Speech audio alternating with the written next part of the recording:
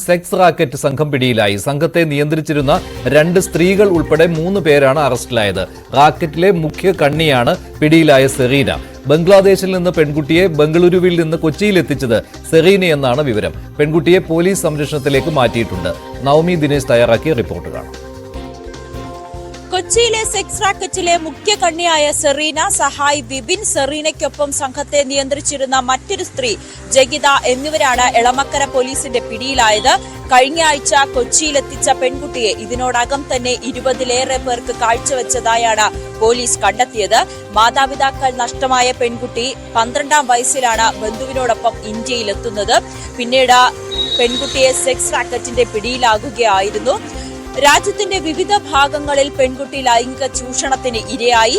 ബംഗളൂരിൽ നിന്നുമാണ് സെറീന പെൺകുട്ടിയെ കണ്ടെത്തിയത്. വിവിധ സംസ്ഥാനങ്ങളിലായി ബന്ധമുള്ള സെക്സ് റാക്കറ്റിന്റെ കണ്ണിയാണ് ഇവരെന്നാണ് പോലീസിന്റെ നിഗമനം. പെൺകുട്ടിയെ പോലീസ് സുരക്ഷിത കേന്ദ്രത്തിലേക്ക് മാറ്റിയിട്ടുണ്ട്. എന്തായാലും കൊച്ചി കേന്ദ്രീകരിച്ച് പ്രവർത്തിക്കുന്ന ഈ സെക്സ് റാക്കറ്റിനെ കുറിച്ചുള്ള ഞെട്ടിപ്പിക്കുന്ന വിവരങ്ങളാണ് പുറത്തു വന്നുകൊണ്ടിരിക്കുന്നത്. കൊച്ചിയിൽ സെക്സ് റാക്കറ്റ് സംഘമാണ് പിടിയിലായത്. തിരുപ്പതി